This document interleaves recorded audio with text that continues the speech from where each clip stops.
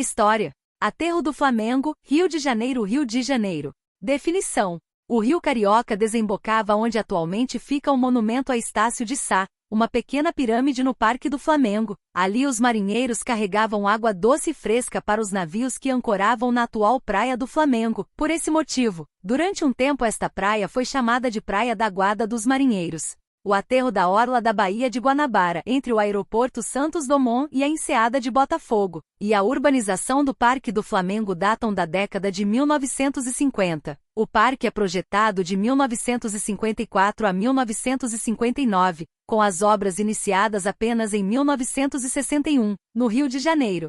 Os projetos urbanístico e arquitetônico que definem o aterro e sua ocupação são de responsabilidade do arquiteto Afonso Eduardo Reide, de 1909 a 1964, do Departamento de Urbanismo da Prefeitura do Rio de Janeiro. O projeto paisagístico é de autoria de Roberto Burle Marx, de 1909 a 1994. A realização desses projetos contou com a participação decisiva de Lota Macedo Soares. O parque, que tem 7 quilômetros de extensão e 1.301.306 de metros quadrados, inclui jardins para o Museu de Arte Moderna do Rio de Janeiro, MAN, Rio de Janeiro, 1954, e para o Monumento Nacional aos Mortos da Segunda Guerra Mundial, 1956, além de incorporar a já existente Praça Salgado Filho, em frente ao aeroporto. A ampla área jardinada integra o centro à zona sul da cidade por vias expressas, compreendendo ainda uma praia artificial de 1.500 metros de extensão, uma pista de aeromodelismo, quadras esportivas, campos de futebol, playgrounds e tanque para nautimodelismo.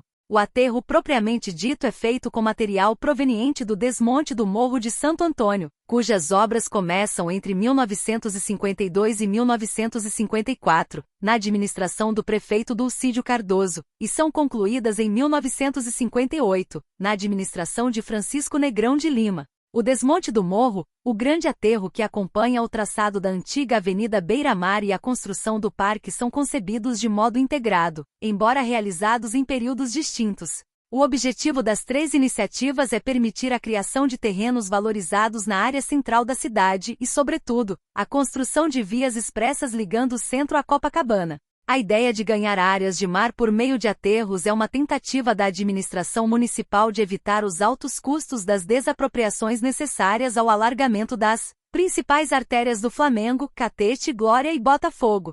O projeto de urbanização da área aterrada, concluído em 1965, envolve amplas pistas para o escoamento do tráfego e diversas áreas de lazer, com 3 passagens subterrâneas e 5 passarelas de acesso a praias e parques. O aterro do Flamengo é concebido dentro de uma série de iniciativas que visam resolver o problema viário no Rio de Janeiro. Entre 1950 e 1960, a cidade conhece explosão metropolitana significativa, alimentada por intensos fluxos migratórios.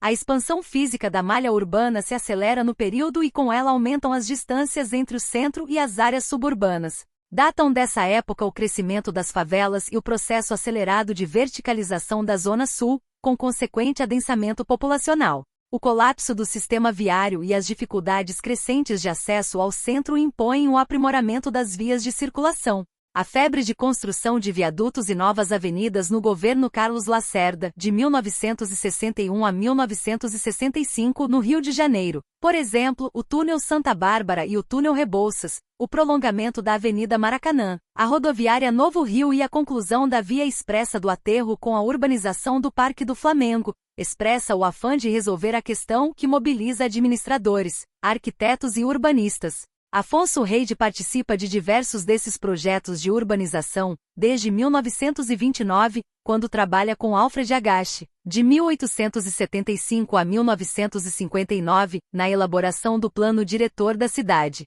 Nos anos 1940 envolve-se com soluções para a área central da cidade e com a urbanização da área resultante do desmonte do Morro de Santo Antônio. Nesse momento, a circulação, as articulações das zonas comerciais e residenciais, assim como as ligações da Zona Sul com o centro, são os principais desafios para o urbanista. O aterro e o Parque do Flamengo estão entre as principais realizações de Reide na cidade. Ele não apenas concebeu o projeto em sua integridade, como é o responsável pelo projeto do MAN, Rio de Janeiro, pela passarela em frente ao museu, pelo coreto e pelo pavilhão de jogos. No conjunto do Aterro do Flamengo, por sua vez, encontram-se alguns dos mais importantes projetos paisagísticos de Burle Marx. A Praça Salgado Filho, uma das primeiras obras do paisagista, se destaca por reunir diferentes espécies naturais, pela concepção do piso mesclando pedra e gramado e pelo banco de pedra sinuoso acompanhando os canteiros. Os jardins ao redor do MAN, Rio de Janeiro apresentam outro perfil,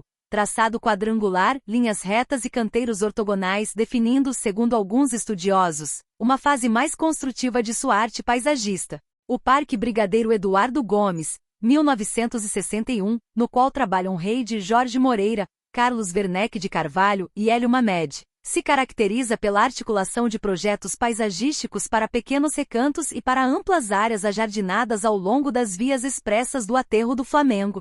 Em 1999, o aterro é restaurado e revitalizado pelo escritório Burle Marx e Companhia Limitada.